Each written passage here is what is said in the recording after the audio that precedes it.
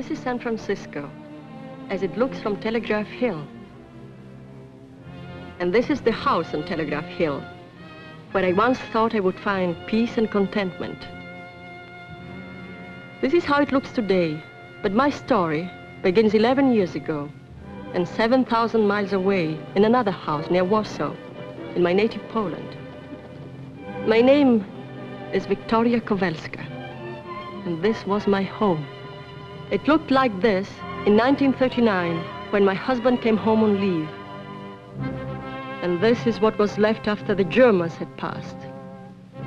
In one stroke, I had lost my husband, my home, everything I held dear, and had become one of the thousands of miserable strays who were herded into prisons and concentration camps.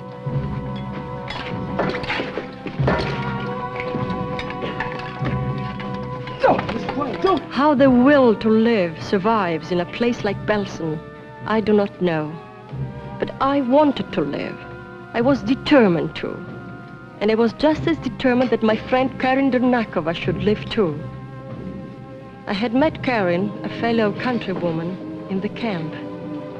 But she was sick and frail, too frail for the life of that camp. And she had more to live for than most of us. Her infant son had been smuggled out of Poland just before the war to an aunt in San Francisco. And if she ever lived through this, she would join them. Just think, Vicky, he's talking and walking by now. And if he would see me, he wouldn't even know me. Please, Karin, you must eat. You must keep up your strength. It's the use, Vicky. I'll never get out of here. I'll never see my Christopher again. Let go! You dirty hypocrite. You don't care about her any more than I do. You only stick to her like a leech because she has rich relatives in America. Oh, you think she's going to take care of you when we get out of here? She'll never get out of here alive. None of us will ever get out of here alive. Karin, we are going to get out. We are. Eat your food.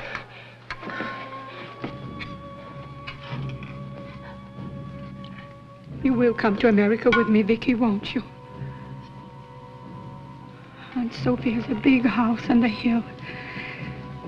She lives there, alone with my Christopher. She will be glad if I bring you because you've helped me so much. Karin.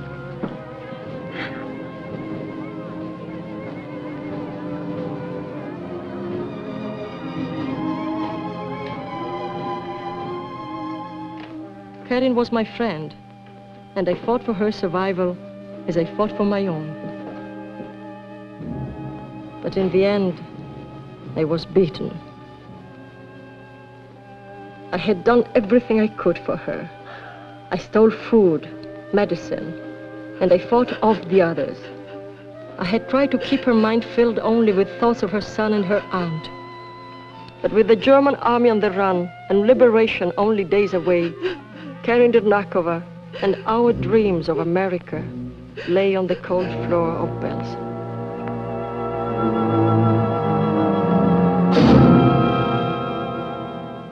All of Karin's identification was in that bundle. Her aunt had not seen her since she was a little girl. I knew as much about Karin's life as about my own.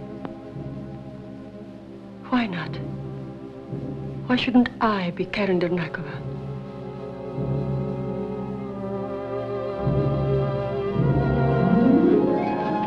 3 days later, I came before the liberators. Sie sind der Nächste.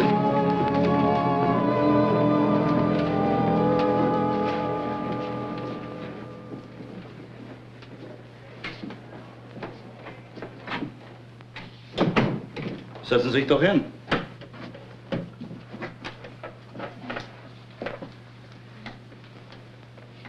Ihr Name bitte? Ihr Name bitte? Karin Dernakova.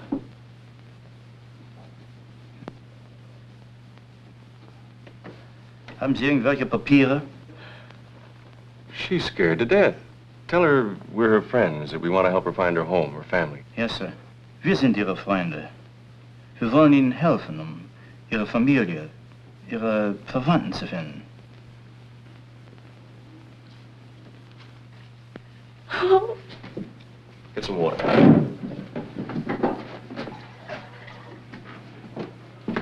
Here. Drink. Tell her not to be afraid that nobody's going to hurt her. Haben Sie doch keine Angst. Keiner will Ihnen wehtun. Yeah, that's better. I'm all right now. You speak English? A little. I learned it at school. I'm sorry to make you all this trouble. You make us all the trouble you want. Yell if you'd like to. You're entitled to it. Some more of the same stuff, sir.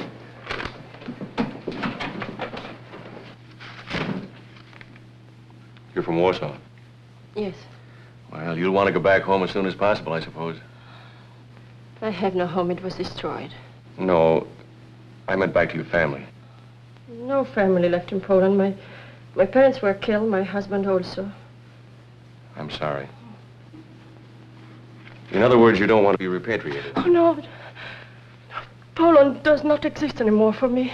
If you force me to go back... We're here to help people, not to force anybody to do anything. I feel I should explain, though, that the alternative is a camp for displaced persons. I'm afraid that isn't a permanent solution either. Do you have any idea what you would like to do? Oh, I will take care of myself somehow. I guess that's all for now. Thank you, Major. You're very kind.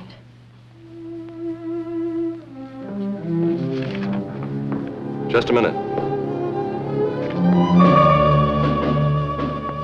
This must have fallen out of your bundle.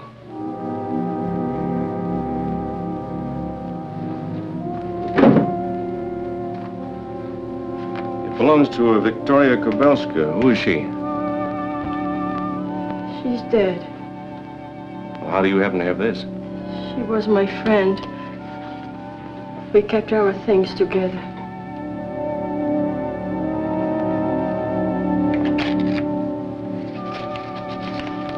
She would not need this anymore. So now, for better or for worse, I was Karen Dernakova. I was soon transferred to a displaced persons camp. The moment I arrived there, I sent a cable to Aunt Sophie in America and signed Karen's name to it. The answer came in a few days. Karen Dernakova. Dernakova? Mm-hmm. Oh, yes. Here it is. Just came across from the message center. I'll read it for you. Your cable addressed to Mrs. John Albertson forwarded to us. Advise addressee deceased. Deceased means the person's dead. Exhaustive search revealed all known relatives abroad dead. Address all further communications to our Eastern representative, Joseph C. Callahan, attorney, New York City. Signed Bennett, Compton, and Maxwell, attorneys for the Albertson estate. I'll make a copy for you.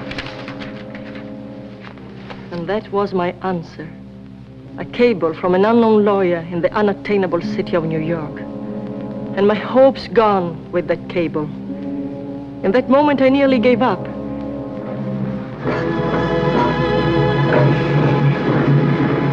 But I had lived with my dream too long, and the idea of getting to America had become an obsession. When the day finally came for me to join hundreds of others and go aboard the United Nations refugee ship, we could hardly believe it. We had spent the 4 long years since the end of the war in waiting, hoping, and praying. Now we were actually sailing, and we moved doubtfully, fearful that at the last moment we might be snatched back. But on that day in 1950, when I reached New York and found my way to the office of the lawyer who had sent me the cable, I knew that I would never let anything send me back. Mrs. Dernakova, when you gave up your child almost 9 years ago... I did not give him up. He was sent to America to save his life. Nevertheless, the fact remains that others, not you, have taken care of the boy since he was an infant. It wasn't my fault that I wasn't able to come here years ago to take care of him. You know, of course, that After Mrs. Albertson's death, Mr. Spender adopted the boy. But he had no right to do that while the child's mother was still alive. Oh, we had every reason to believe that you were dead. All the reports indicated it. As a matter of fact, there is still some doubt. But you have seen my papers. What more proof do you want? My dear madam, you must realize that there is a considerable fortune involved here. I think you are the one who realizes it more than I. Mrs. Dinakova, the law is on our side. Your aunt, I mean the late Mrs. Albertson, left the estate to the boy with Mr. Spender as guardian. It is true that the law, as you say, is on your side. I am in a strange country and I'm alone. But I have a feeling that here in some way I will find justice. I don't care how long it takes. I will fight for what belongs to me. And I will never let you keep my son from me. I think you're being hasty. We might be prepared to settle this on some reasonable basis. Just a minute, Callahan. Mrs. Dinakova. Yes? I'm sorry to have put you through this ordeal, but you see, I had to be positive. I'm sure you'll agree there's Chris to consider, too. And if we both started there, unselfishly, we might find some solution to this problem. Without lawyers.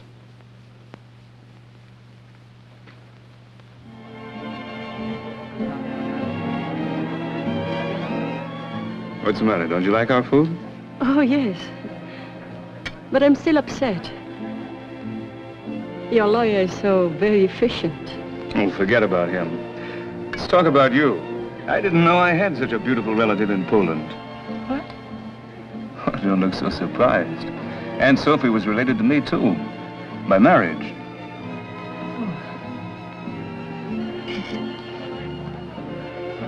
If she were alive, I would have been with her long ago. I sent her a cable. Yes, I know. You know? Well, look, let me explain. You and your husband had been reported dead years before. My lawyer was convinced we were dealing with an imposter. I never heard from you again. That only served to confirm our original suspicions.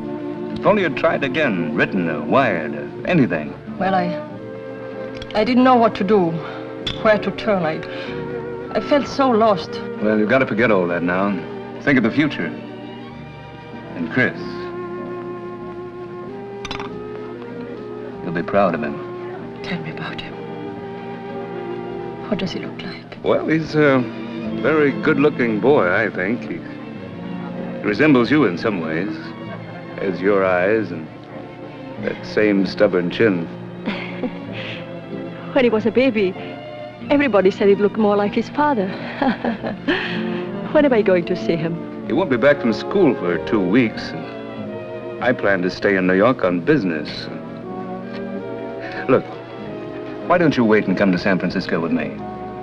I'm sure you could use the time yourself. Shopping, for example. Shopping? But I have no money. You have now. This is what I had dreamed about, like the days back home in Poland before the war.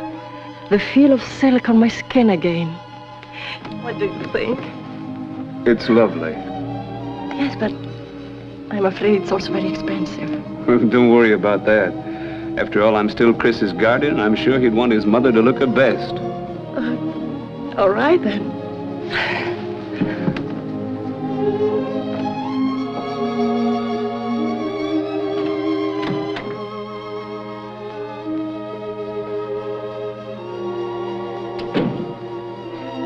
Do you like it? It's beautiful. I just have to put my shoe on and I'm ready.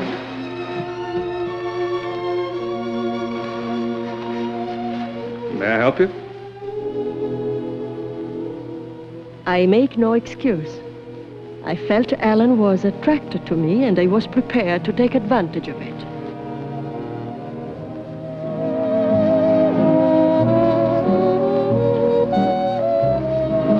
Was I in love with him? I don't know. But I did know that the best way for me to be safe was to be married to an American.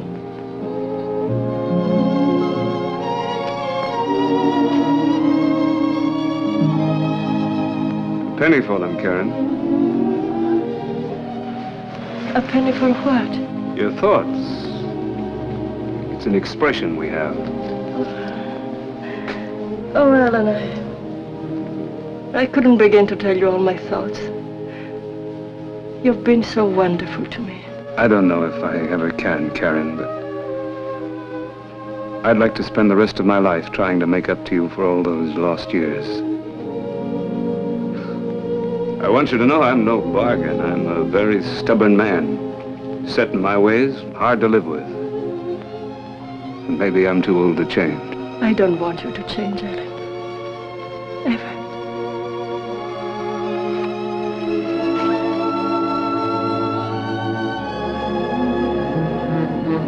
3 days later, we were married in Connecticut. And now Alan was bringing me home to San Francisco.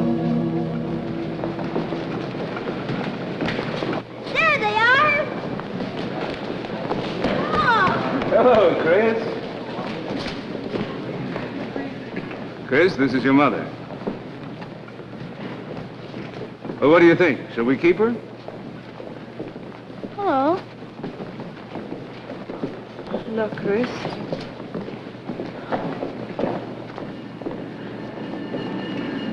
Hello, Margaret. Hello, Mr. Spender. Darling, this is Margaret. How do you do? Welcome home, Mrs. Spender. Thank you. I've heard how much you have done for Chris. I'm very grateful. May I offer my congratulations? Well, thank you, Margaret. Well, let's go get the taste of the train out of our mouths, huh?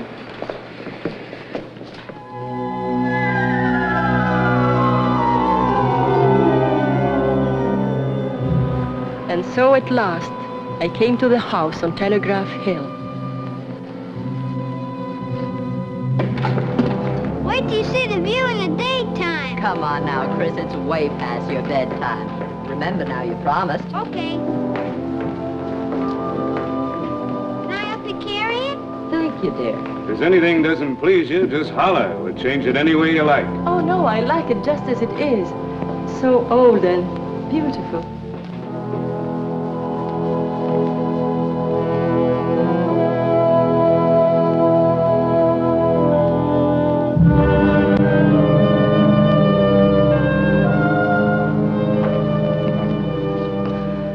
It's getting pretty late, dear. You must be tired. You can see the house tomorrow. All right.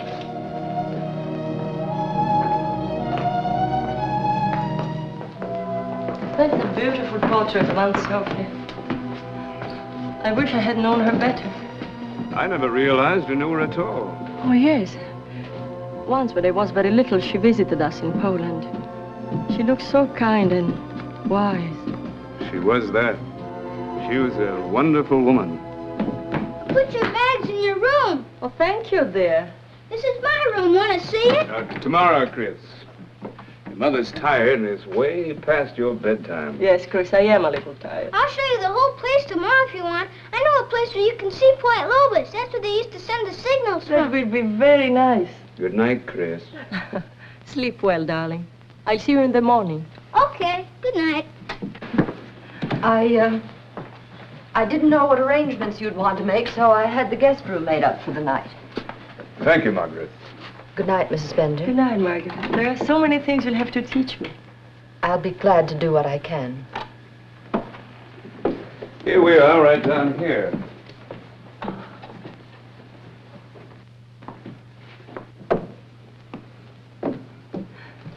This is lovely. I'm glad you like it.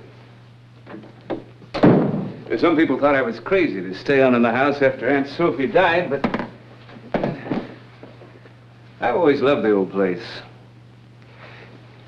You take that chair, for instance. It's a monstrosity, isn't it? I wouldn't give that up for anything in the world. When I was a kid, my mother and I used to come out to the house on special occasions, you know, Thanksgiving, Christmas, Aunt Sophie's birthdays. You see, we weren't immediate family, more like poor relations. But Aunt Sophie'd always have us up for those family days. And I always loved that chair. I sat in it every time, came to think of it as my chair. It was a symbol to me then of this house, the life that was lived in it. It still is.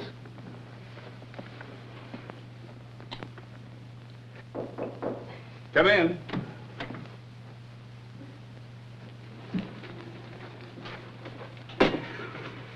Thank you, Kai.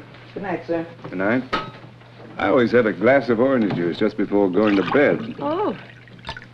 Oh, don't forget, I'm a native Californian.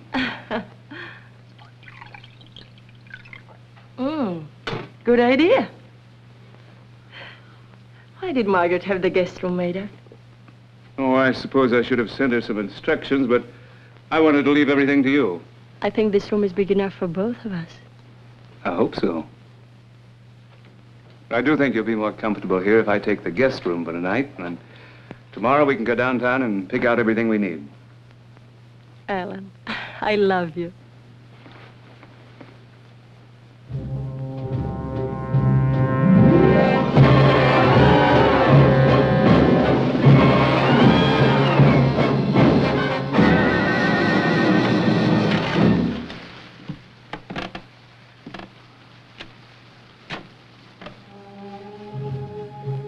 I had come halfway across the world, and now suddenly, in this pleasant room, a little of the fear I had once felt in Belsen came back to me. Whether it was my own conscience, the meeting with little Chris, or something in the house itself, I couldn't tell.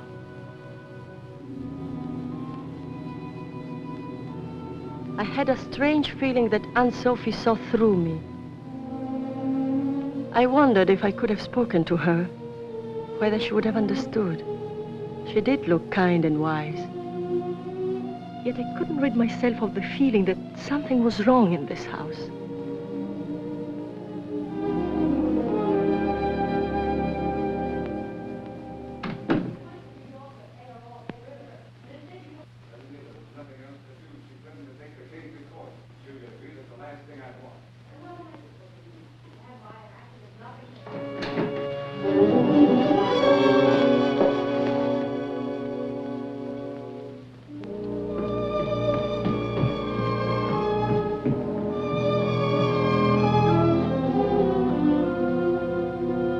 Karen, what are you doing down here? Well, I couldn't sleep. I just came down to see Aunt Sophie's picture. It's kind of a strange hour to be prowling around the house looking at pictures. Oh, I'm not prowling, Alan. I'm sorry, but you seem so tired. And you? You haven't been to bed at all yet. I came down to look over my mail. I wanted to see if there's anything important. Well, Margaret heard me coming down. She brought me a sandwich and a glass of milk. Oh. Margaret has been in the house a long time, hasn't she? Ever since Chris was brought here from Europe. He needed someone to look after him. She's been very faithful. You know, one thing about Aunt Sophie, she knew people inside out. She picked her out of 50 applicants to take care of Chris. Margaret has many unusual qualities. I believe you. I also think she's a very unusual woman. Are you going to be much longer? No, just a little while. You better run along to bed. Good night. Good night.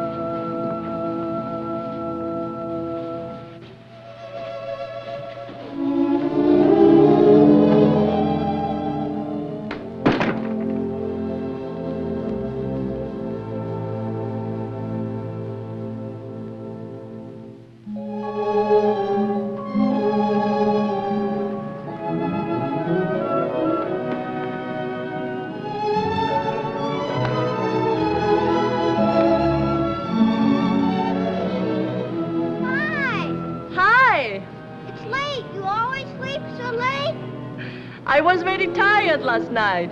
I've been waiting for you since 7. Oh, you shouldn't have done that. Oh, it's all right. I'm always up early. Coming down soon? Well, it will take me a while to get dressed. Okay, hurry up.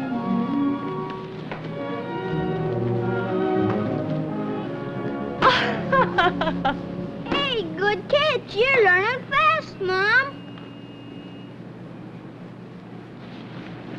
What's the matter? Hurt your hand? No, darling. It didn't hurt at all. That's good. Come on, throw the ball. Chris. You've missed not having your mother very much, haven't you? Sure, I guess so. But you were so little when you were brought here. You couldn't possibly remember her. Well, Aunt Sophie always talked about you a lot and cried for a long time when they told her you had died. And you? Did you cry too? I don't remember. It made me feel kind of funny. But anyway, it isn't true. Come on, pitch. Pitch? You know, throw it. Oh. Oh, I'm so clumsy. Don't worry, you'll learn, Mom. Hey, good one, yippee!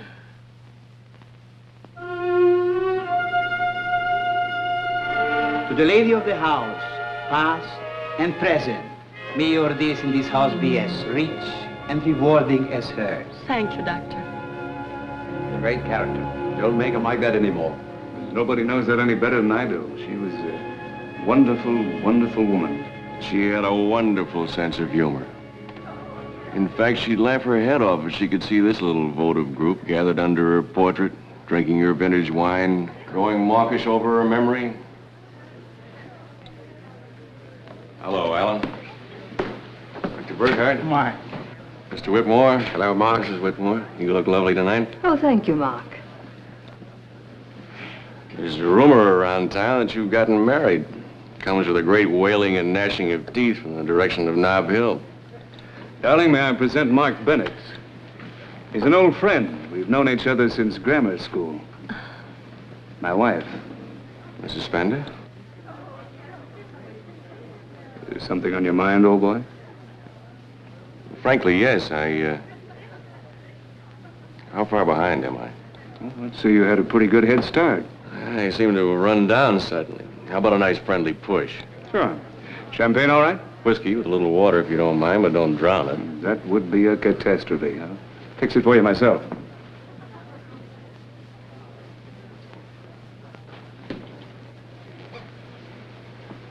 You don't remember me, do you?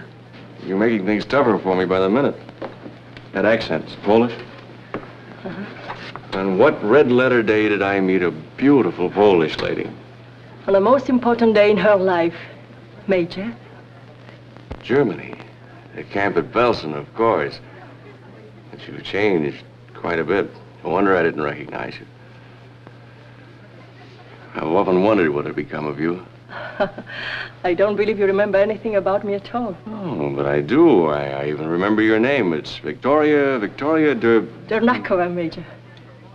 And it's Karen, not Victoria. Karen. K-A-R-I-N?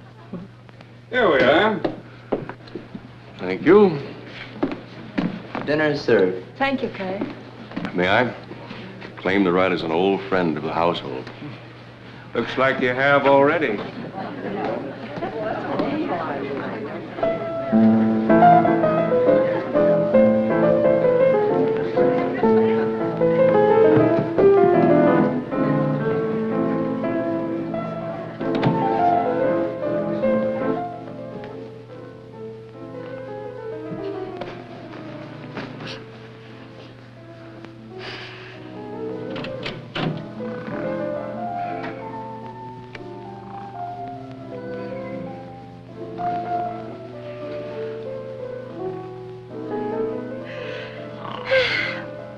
Be ashamed to wake him, even for ice cream. Take!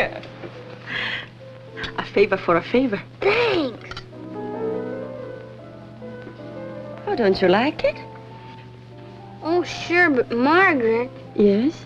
well, she usually doesn't let me eat after dinner. Oh, but this is a special occasion, isn't it? Oh, sure. And maybe we just won't tell Margaret, huh? She'll find out. Something wrong, Mrs. Spender? Nothing at all, Margaret. I just brought Chris a dish of ice cream. Chris doesn't usually eat just before going to bed. Well, I just thought with everybody having fun downstairs that... Of course, if you prefer him not to have it, Oh, not at all. It's up to Chris. What do you think, Chris? I can put it in the icebox for lunch tomorrow. Okay. we find it better to let Chris make his own decisions. I see. It will taste better at lunch, Chris. Good night, dear. Night.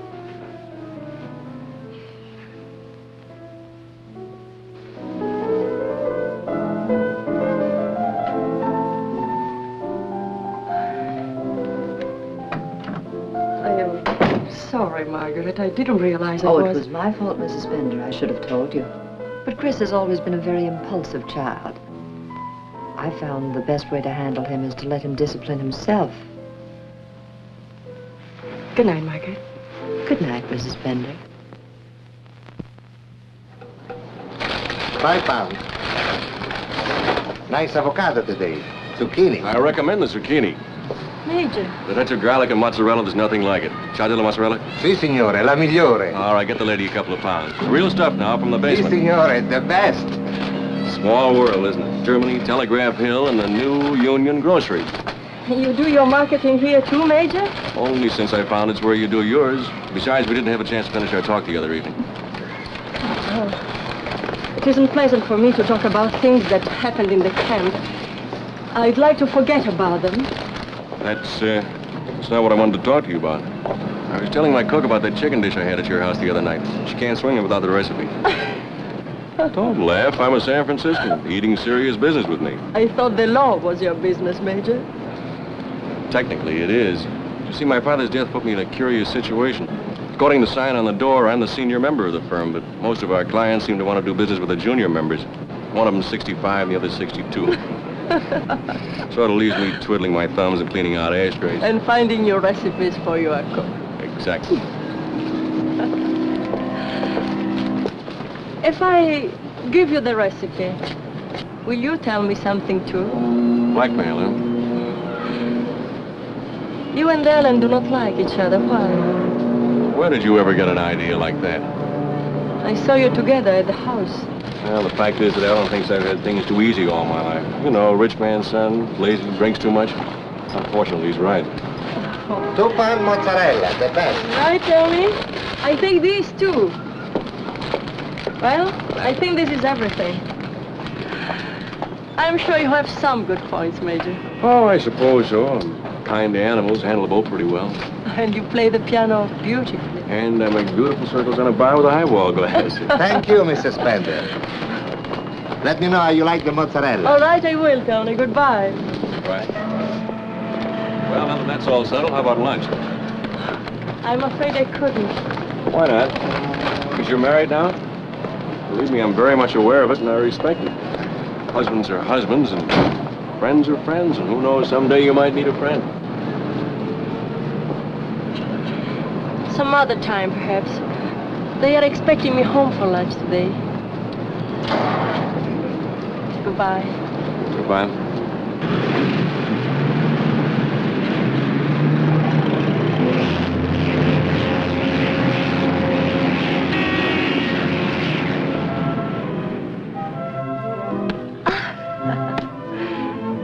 Oh, I'm sorry. I'm not fast enough for you.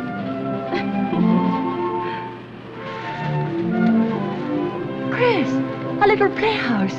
You never told me about it. I don't play it anymore. It's no good. Oh, we will fix it and use it again. Here's the ball, Mom. Come on. We had one at home. It was so much fun. Don't go in there. Is there something you don't want me to see? No, but it's dangerous.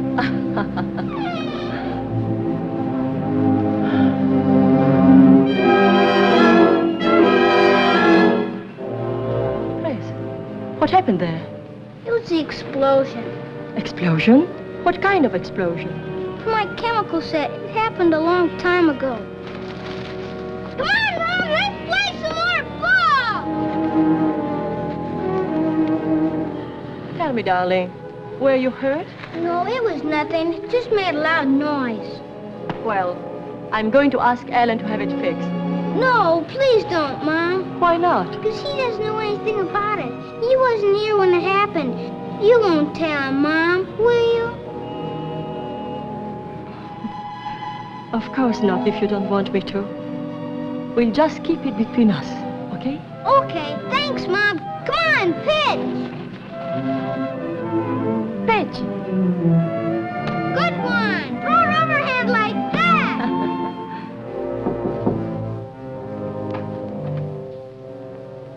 Margaret? Margaret?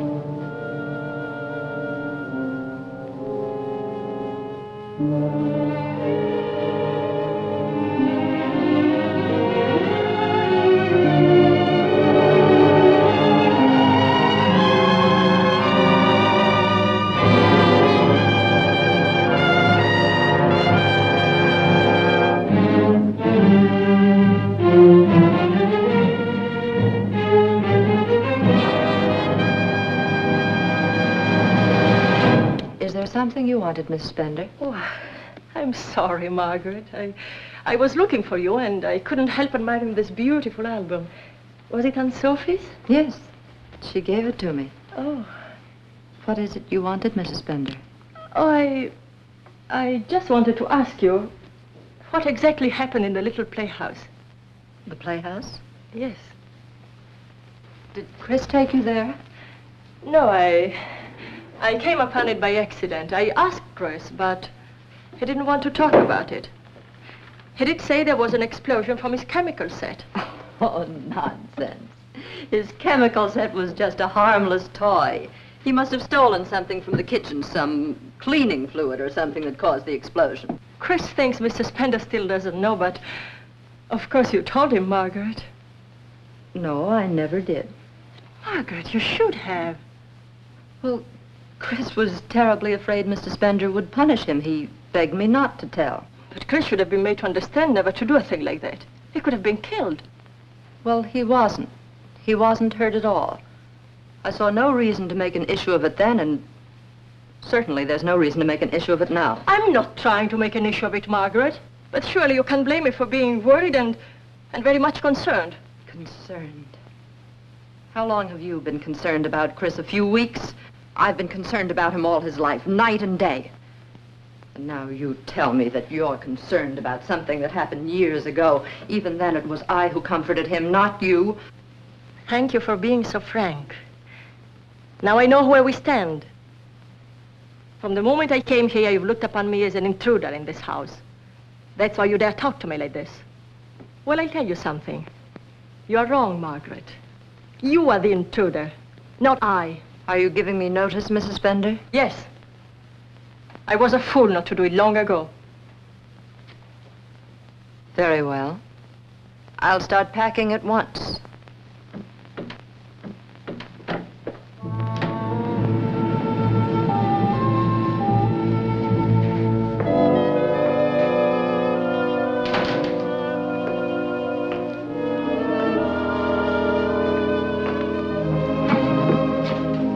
Hello, darling. I thought you would never get home. What's the matter? Anything wrong? No, not anymore. I had it out with Margaret. She's leaving. You what? Have you both gone crazy? Do you want to hear what happened? I don't care what... This is ridiculous. But darling, you wouldn't say that if you'd heard how she talked to me. She acted as if Chris was her child. And she even accused me of deliberately turning him against her and you. Oh, so it's about Chris. Well, can't you see, darling? Margaret is jealous because the boy's become so attached to you. Now, you should be the first to understand that. And you should be the first to understand that Margaret and I can never live together in the same house. Now, look, Karen. Margaret has given years of her life to Chris. You can't just dismiss her like a servant that stepped out of line. You're upset now, darling, but when you've had time to think it over, you'll realize I'm right. If Margaret said anything to you she shouldn't have, she'll apologize. I'll see to that myself.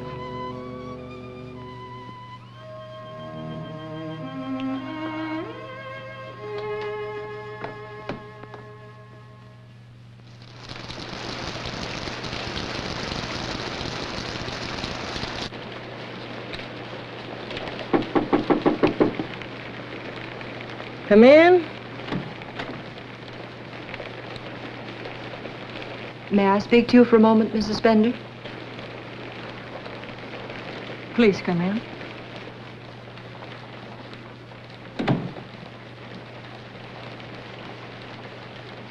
What is it, Margaret? About yesterday, I should like to apologize. I said things I shouldn't have. I'm sorry. Oh, doesn't matter. Mr. Spender wishes you to remain. You know that. But things will be very difficult if you feel that I can't be trusted with Chris. What happened between us has nothing to do with Chris. I never doubted that you have Chris's welfare at heart. It's kind of you to say so, Mrs. Spender, but I'd feel better if you accepted my apology, too. Very well, I accepted it, if that makes you feel better. Isn't it time to bring Chris home from the party? I'm leaving right now.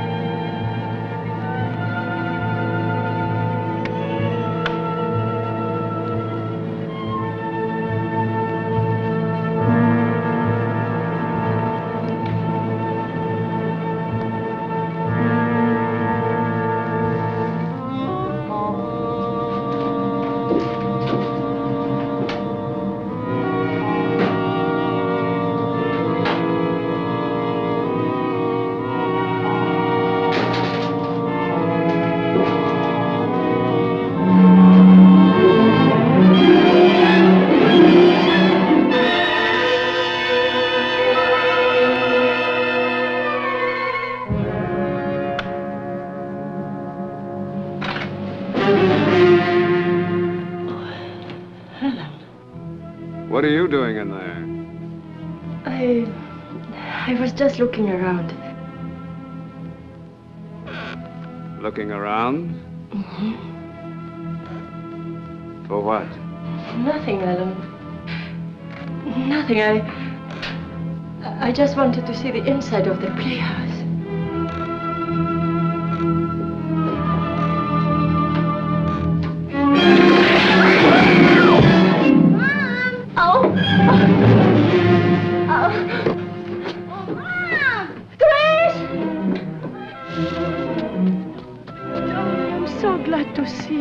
Tell me, did you have a good time at Jimmy's party? Mm-hmm. Did he like your present? Yep. Oh, tell me all about it. Well, we went on a pony ride and...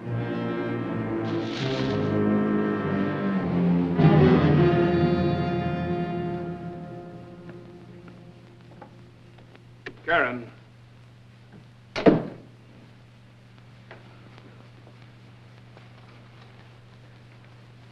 Darling, will you please tell me what's bothering you? I'm tired, Ellen. I have a headache. I don't mean now. I mean this afternoon in the playhouse. You shied away from me as if I had the plague. If I hadn't grabbed you, I completely forgot about that wall. Forgot? I should have had it fixed right after the explosion, but I didn't realize it was such a hazard. What's the matter now? You know what happened to Chris in the playhouse? Of course I do. Wasn't I supposed to know? Well, Margaret told me just the other day that you didn't know. That she never told you. Oh, well, you must have misunderstood. After 4 years, I don't suppose Margaret remembers herself just how it was. But it's certainly nothing for you to start worrying about now. Your hands are like ice. There's something going on in that funny little head of yours. Something you're keeping from me? I'm not keeping anything from you, Alan. I like to feel as though I'd failed you somehow. As though I hadn't been the husband I wanted to be. No, it isn't you, Alan. Sometimes things come back. Things I want to forget. I can't help it. You must be patient with me. I'll be all right. Of course you will, darling. It takes time. We'll just have to try harder to make you forget.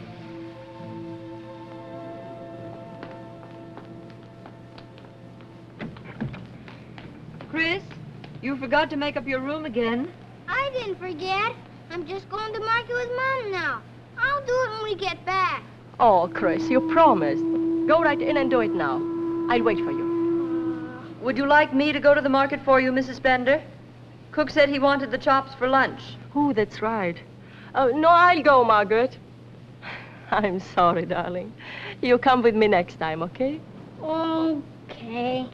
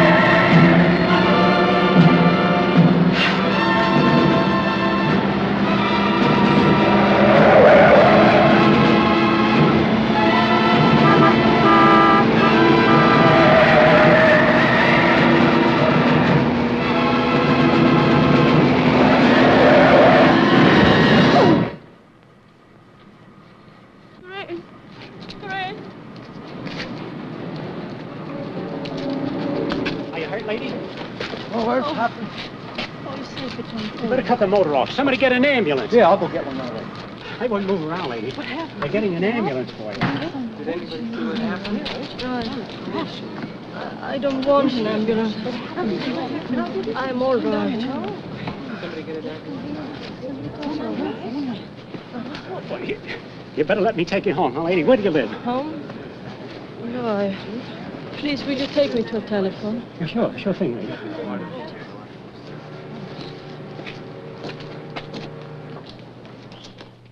Hello. Mr. Mark Bennett, please. Yes? Oh? Put her on. Hello, Karen. How are you? An accident? Are you all right? Oh. Yes. Well, let me call Ellen. Oh, no, I don't want Ellen to... Mark, please, don't call Ellen. I want to see you alone, now. Well, all right. I just thought that... I'll be right there. What's the address? So after the man brought me here to the telephone, he sent for a tow car, and then he kept insisting I have a doctor look at me right away. He should have. It was a terrible thing to have happen, and I still think... It didn't happen. It wasn't an accident. He made the brakes so they wouldn't work. He's trying to kill me. Hey, let's not go off the deep end again. You've had a bad shock. Now, who's trying to kill you? Ellen. Ellen? Oh, Mark, please believe me, I'm not hysterical now. He wants to get rid of me. I felt it for a long time. Can't you say it, Mark? Aunt Sophie left everything to Chris. Ellen is his guardian. If something should happen to him, Ellen would get the estate. And Chris could have been with me in the car this morning. He wants us out of the way. It's for the money, Mark. Don't you see it?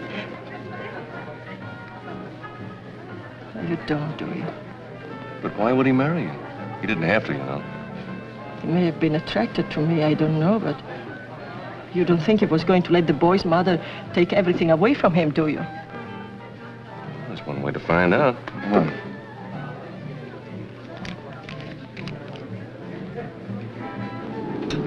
Your master cylinder's bone dry. These are hydraulic brakes. No fluid, they don't work. How come no fluid? Leak, right here. There's a break in the line going to the front wheel. It's kind of an unusual place to spring a leak, isn't it? Well, it don't happen every day, but it can happen. Look, you've been over this thing pretty thoroughly. Is it possible that somebody might have tampered with that brake line deliberately? Anything's possible. My guess is you hit a rock or something. Okay, thanks. Yeah. I suppose you think I'm crazy. But I cannot help it. I cannot help what I feel. Karen, it's no news to you that I'm not very fond of Alan. I think he'd do almost anything to hold on to the nice, cushy life he's made for himself. I don't think he'd be crazy enough to try a thing like this. I don't know. I don't know what to think anymore. I'm sorry to have given you so much trouble for nothing. For nothing? I told you once you might need a friend. You came to me as a friend. I don't consider that nothing.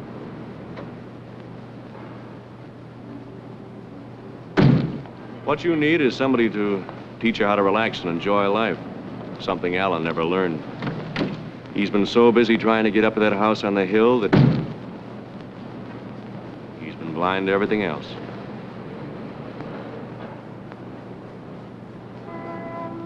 I must go home, Mark. Well, at least you stopped calling me Major. That's a net gain.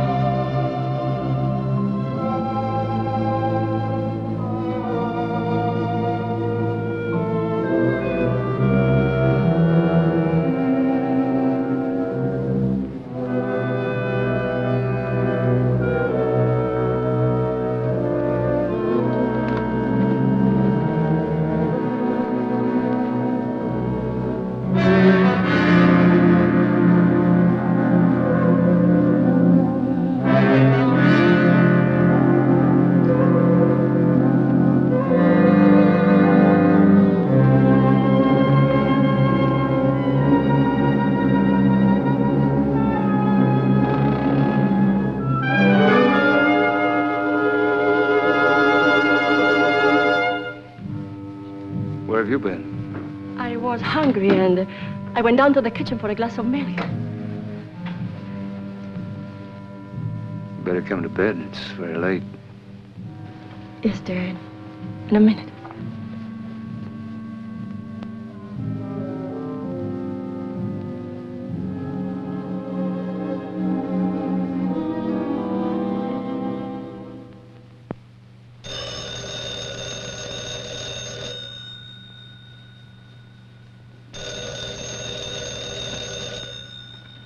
Yes? Fowler? Mark Bennett. Say, my client will be here in a few minutes. Can you give me any idea what your report will be on those gloves? I think I can. I want to run one more test as a double check, but... I see. No, I'll be right here waiting for it, thanks.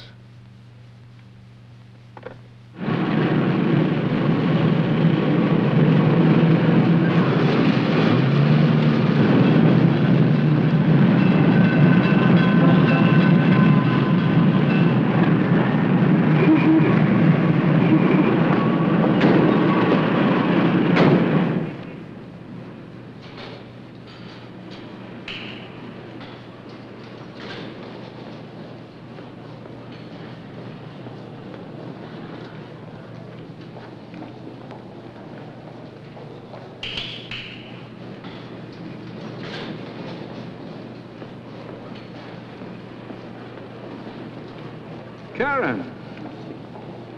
Alan, what are you doing here? Me? I just went up to see my insurance man. Well, where are you going? To the dentist. I have an appointment. Dr. Lippman? Mm-hmm. Darling, he's in the medical building. Oh, Oh, you're right. I wonder how the taxi driver could have made such a mistake. Well, I'm glad he did. It gives me a chance to give a beautiful lady a lift. As a matter of fact, it's almost 4. I'll wait for you. We'll drive home together. Oh, I didn't realize it was so late. I'm afraid I've missed my appointment. Well, you can see him tomorrow. I'll tell you what, let's have an early dinner and take in a movie, huh? Uh-huh.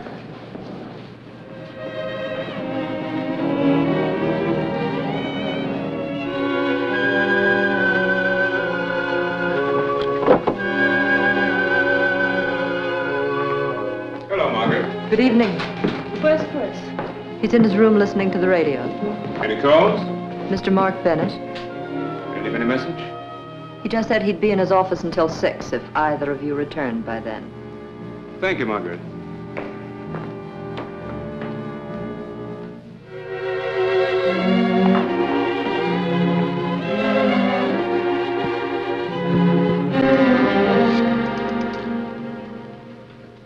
Mr. Bennett, please. Mr. Spender calling.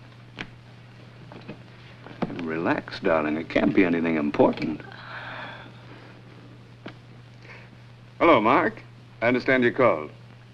Oh, fine, thanks. How about yourself? Tonight? Well, just a minute. Karen's right here. I'll ask her. He wants to take us to dinner tonight. What do you say?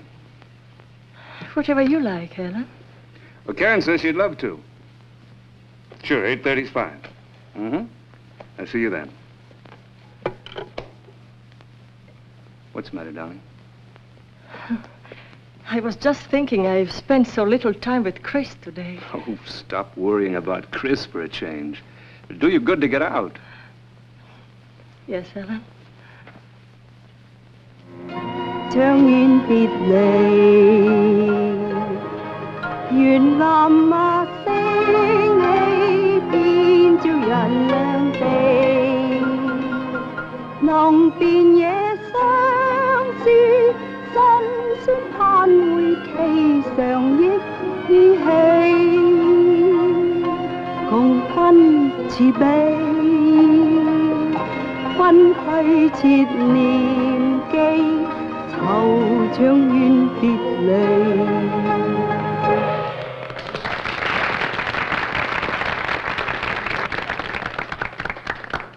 Will you excuse me? I promised to call Chris and say good night.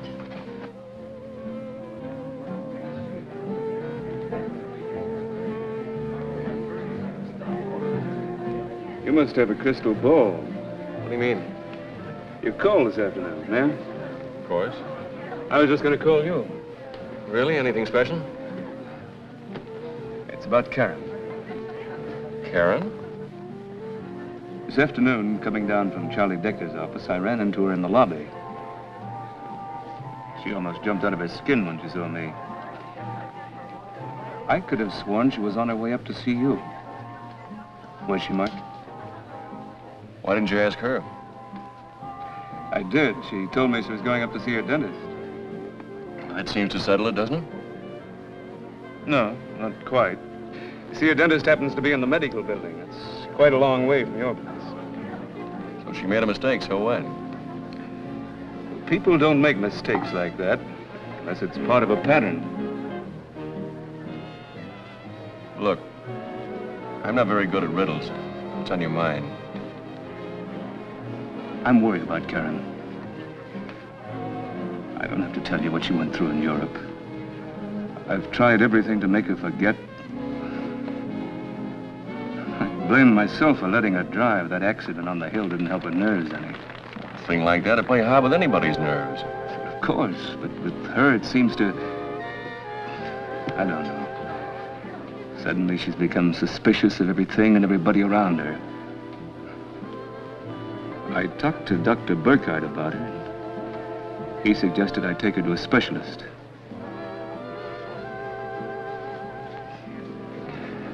I know you've never thought very much of me, Mark.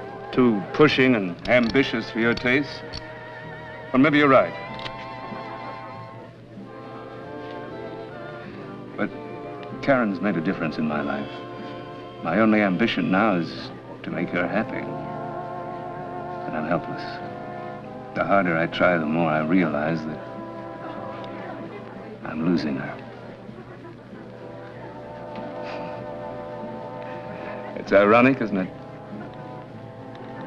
Well, life's full of little ironies. And I'm afraid it's something you're going to have to work out between yourselves. Would you like to dance? Go ahead, darling.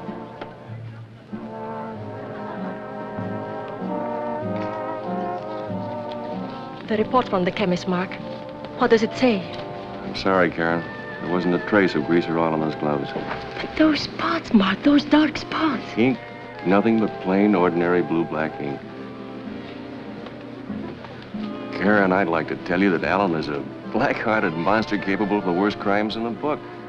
I can't, because I'd be lying, and I can't lie to you. I know you've been through so much those years at the camp, but you've got to snap out of this mood. Oh, I'm not hysterical, Mark. Please believe me.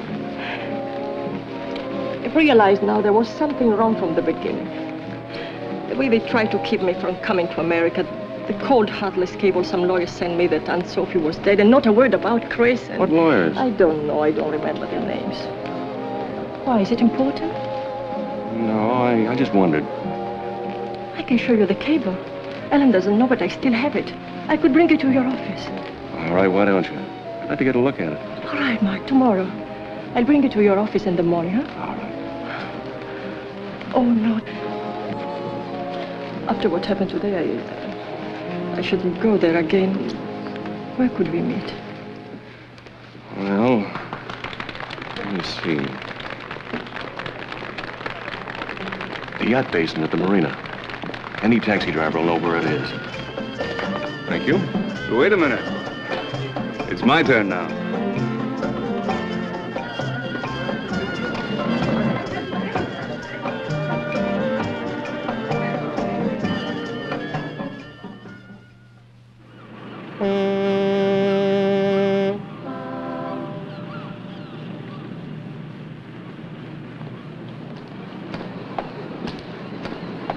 Well, my secretary searched all the files and checked with everybody and says there's absolutely no record of this having been sent from our office. But it is signed Bennett, Compton, and Maxwell. Your firm, Mark. Then I'm right. Alan sent the cable himself. It's possible. You see, this is dated May 31st, 1945. My father was still alive then. He handled all your aunt's affairs. Alan could have showed him the cable just as he told you. And unfortunately, now there's no way of finding out what actually did happen. Look, first thing Monday morning, I'll call Callahan. It's the lawyer you met in New York. He may be able to tell us something. I hope so.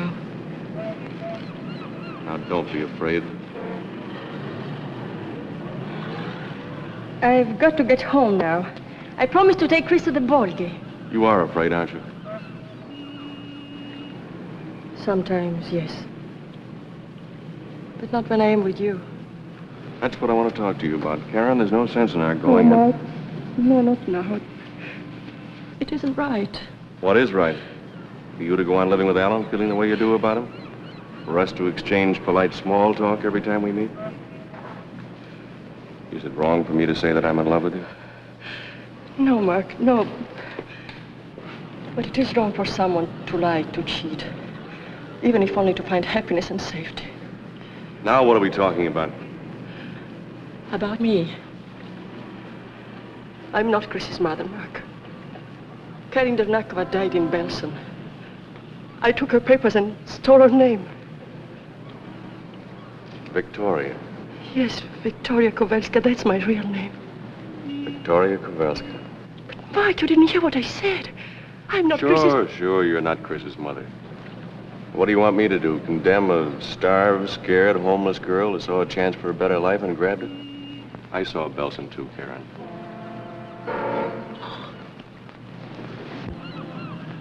But I am trapped now by my own lies. Even if Alan lets me go, he will never let me have Chris. And I will not leave him behind in that house. So that's it. You've been living with this on your conscience for so long that you've magnified all these things. No, please don't think that. Chris is in real danger. You said that before. Nothing is going to happen to Chris. Something is going to happen to him. If I only could make you believe it. I love him so much, and he needs me. I know he does. I'm going to talk to Alan. I Oh, think... no, Mark. Alan must know I told you anything.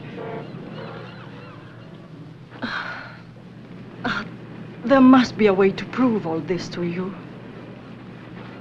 Will you stop tearing yourself apart? Take Chris to the ball game. Have some fun for a while. Karen. I said take Chris to the ball game. Get away from the house for the afternoon. Would it help if I call later when I find out what Callahan has to say? Yes, call me. Maybe I... Now, don't do anything silly. Chris will be all right. I hope so.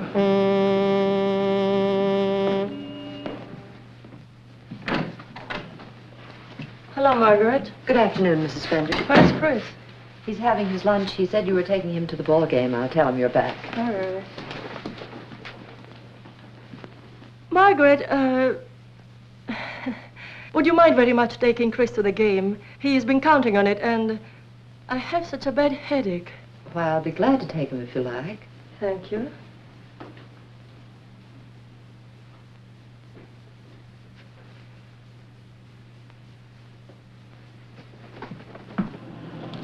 Goodbye, darling. Have a good time. And remember, just one hot dog. Okay, Mom. And I'll get the scorecard for you. Bye, Mom. Bye. Bye. Goodbye.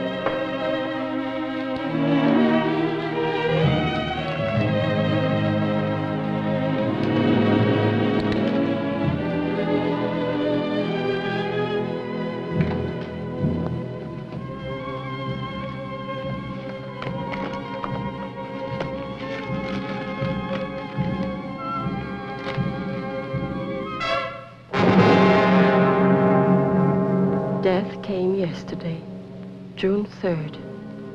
But the cable was sent in May. She wasn't dead then.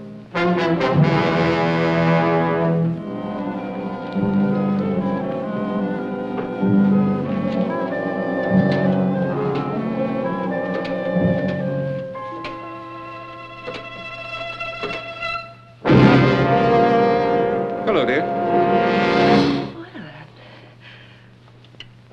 Go ahead, finish your call. It's not important. Well, who are you calling? My watch stopped. I wanted to find out the correct time. Oh. It's about 1:45, 14 of. Margaret called and said you weren't feeling well. I thought I'd come home and keep you company. Thank you, dear. It was just a headache. It's gone now.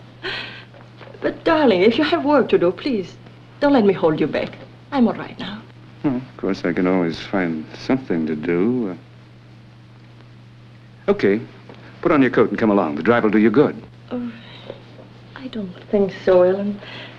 I'd rather stay home. Why don't you go? No. The work will keep until tomorrow.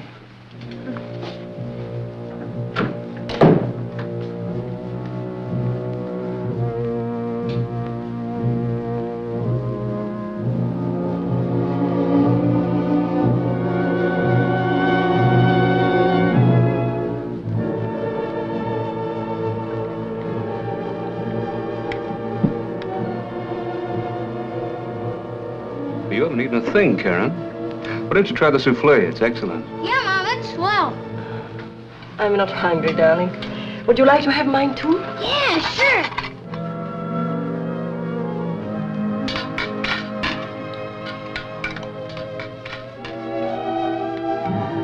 If you don't mind, I'll go to the library and read while you're having your coffee. Well, go ahead, dear. I'll join you in a few minutes. Good night, Margaret. Good night, Mrs. Bender. Good night, darling. Night, Mom.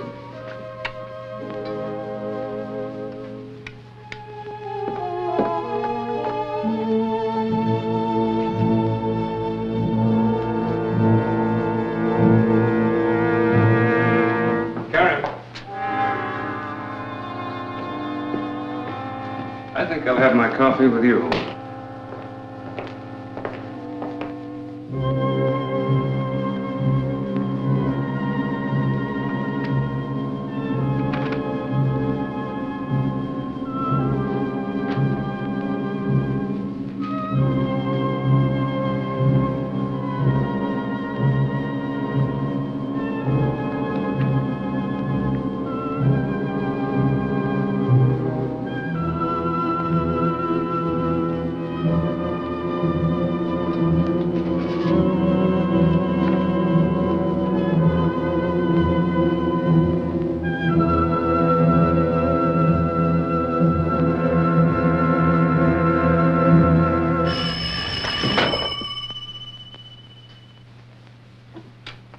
You're even more jittery tonight than usual, darling.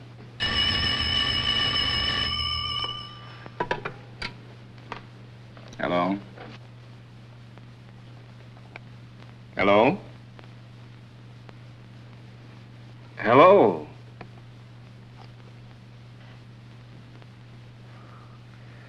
Wrong number, I guess.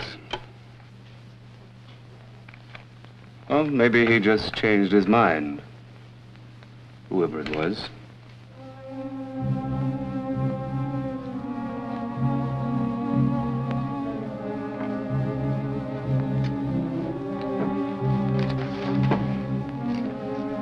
You look tired.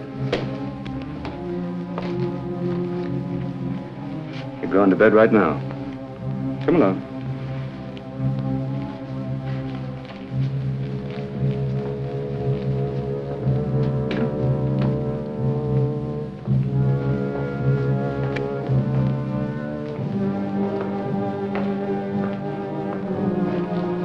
I think I left a cigarette burning.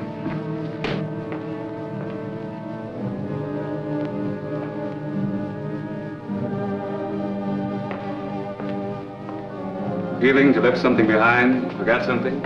I could have sworn I left a cigarette burning in there. I wasn't even smoking.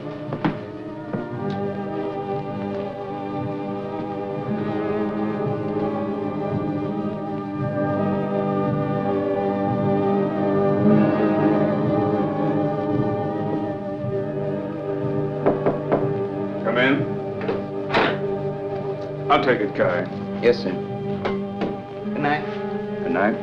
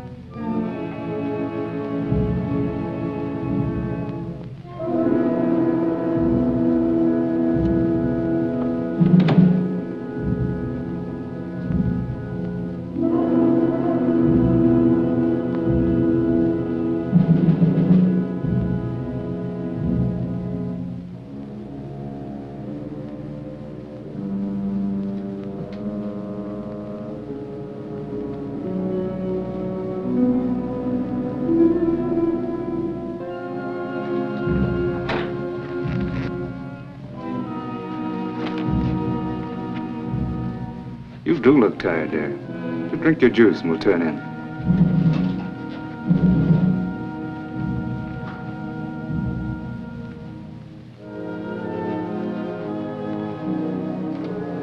I left my book in the library. I'm going down to get it. Now, how do you expect to get enough sleep if you stay up reading till all hours? Just for a little while. Please, Ellen. Just a minute, darling. I'll get your book for you.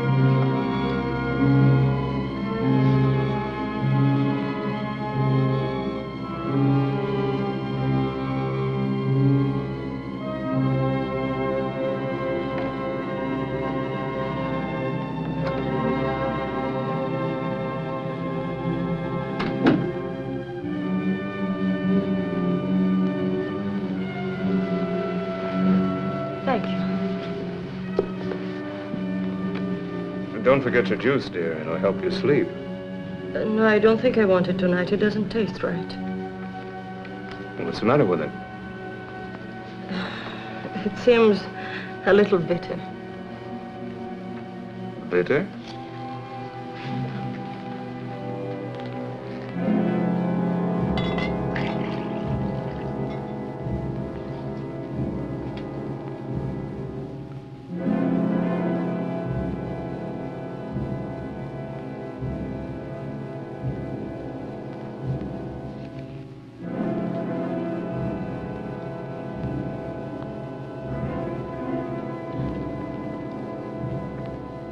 Tastes fine to me.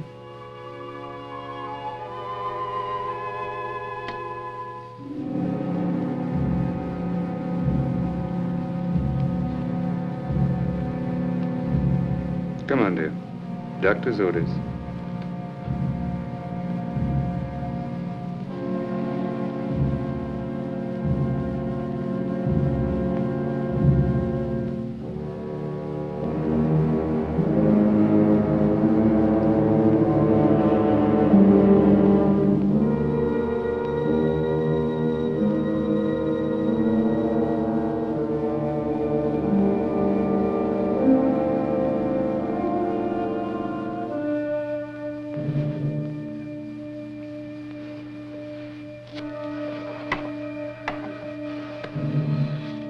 The trouble with you is, you don't know how to relax.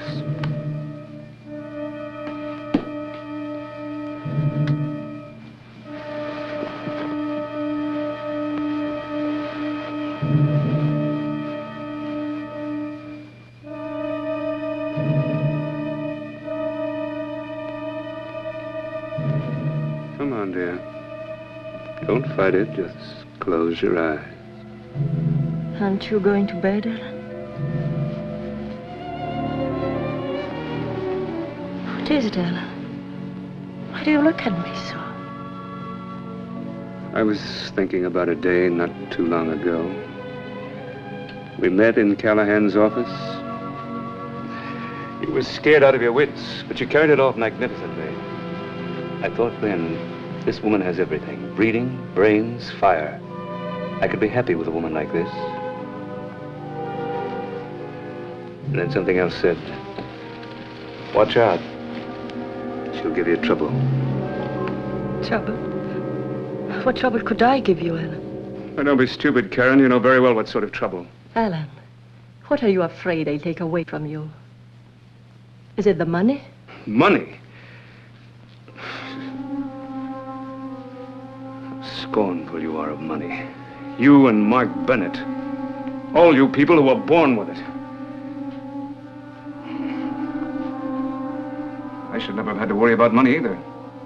Aunt Sophie's family had been wiped out in Europe. I was her only living relative. And what did it get me? job as a clerk in the shipping office for $40 a week.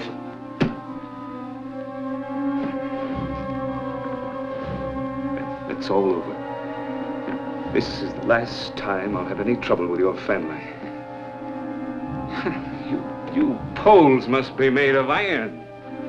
You, Chris, that old aunt of yours. And it wasn't just Chris and me.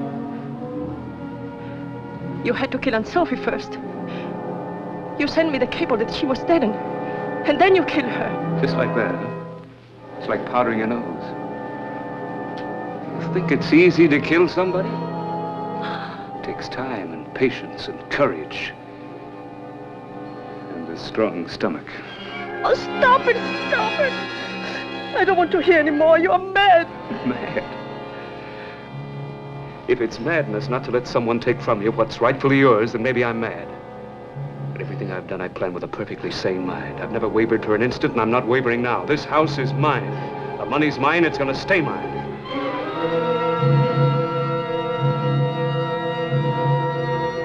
You don't know what I went through with that old woman. Your Chris. I had to turn myself inside out, dance attendance on the kid like a monkey on a stick, just so she'd write me in as guardian for the boy. You think I was gonna give all that up? Just because you decided to come back from the grave, walk in and take over? Ellen, I don't care what happens to me anymore, but please, in heaven's name, leave Chris out of it. He's only a child. He can do nothing to you, nothing. Oh, nothing. Except take everything from me and kick me out of the house. If he ever comes of age. Alan! Don't worry, Chris is safe. I'd have trouble with Margaret if anything happened to him. And you were the one that wanted to get rid of her. However, Chris is not of age yet. It's a long way off.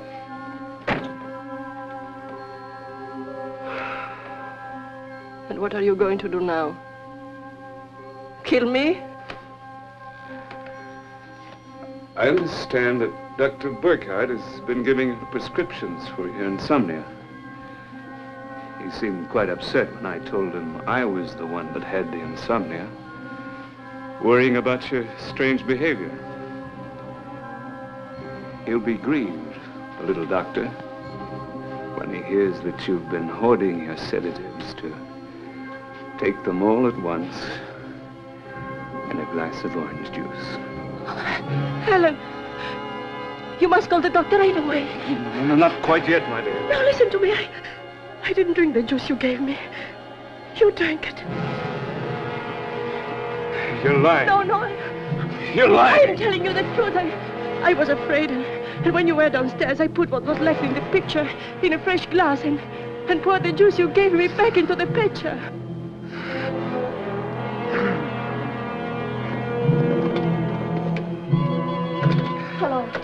Hello. Operator. Something is wrong with the telephone. Library. The library.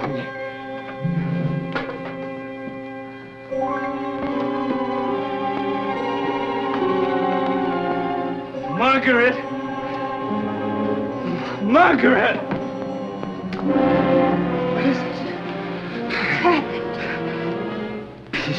She poisoned me. No, it isn't true. He tried to poison me. Get a doctor, quick. I tried to call, but something is wrong with the telephone. The library. The receiver's off in the library. Hurry. Gotta keep awake. Gotta keep moving. Oh, no, you stay away from me.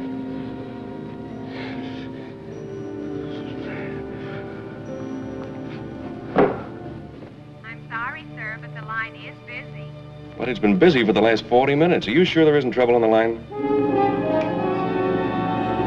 Oh, did you get the doctor? Doctor, is he coming? Everything will be all right, Alan. Isn't there something more we can do? Get out. Margaret, you must believe me. He wanted to kill me. You took him away from me. You tried to take Chris away from me, too, but you won't have either of them, whatever happens. Margaret, get out! This is still my room. Now get out.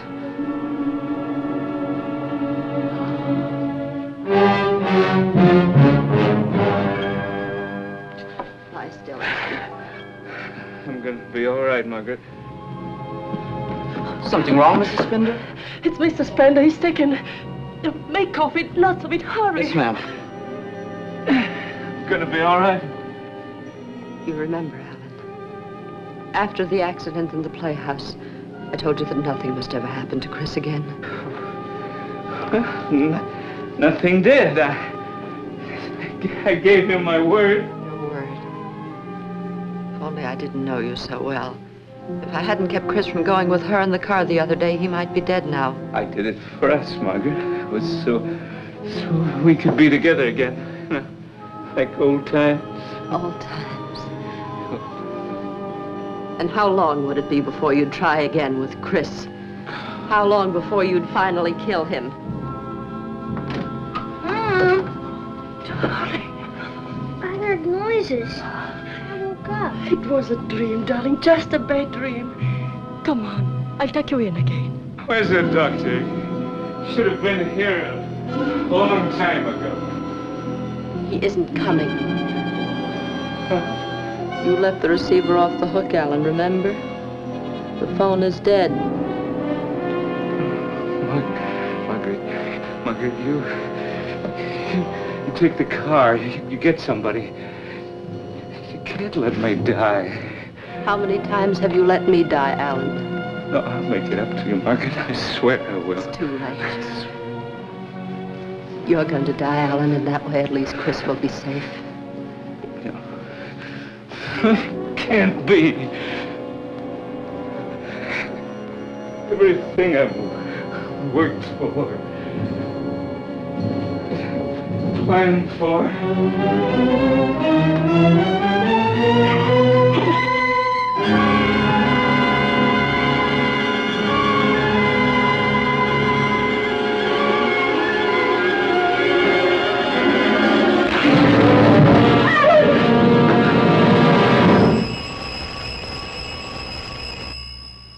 I don't know how long it was before I realized that the doorbell was ringing. Uh-huh.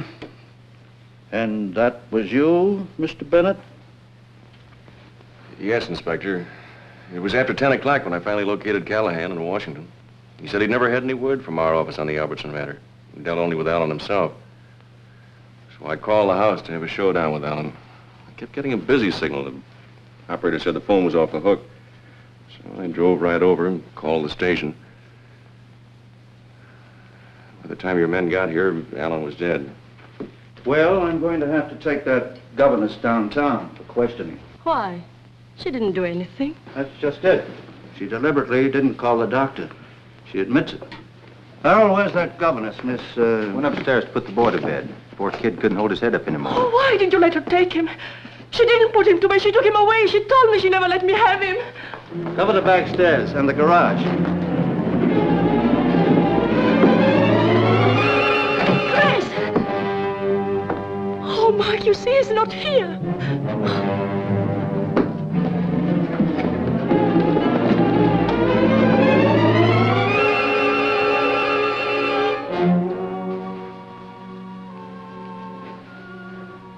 He's all right. He's fast asleep.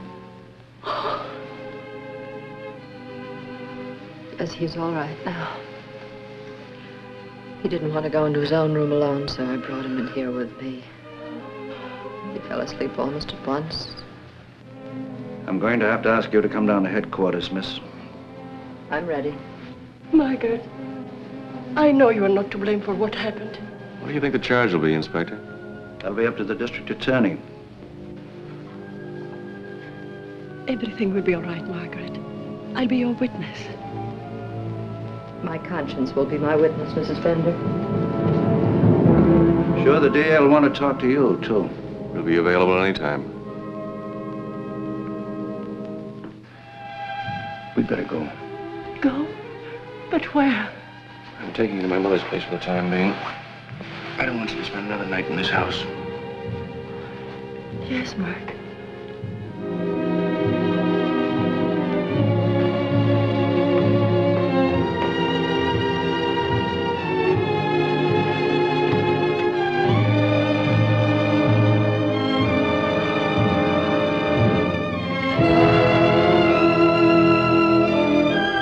You don't have to apologize to her anymore. Do you think she'd understand? She'd approve. I know. She might even approve of me. Then all I can do is to thank her for everything. Let's go.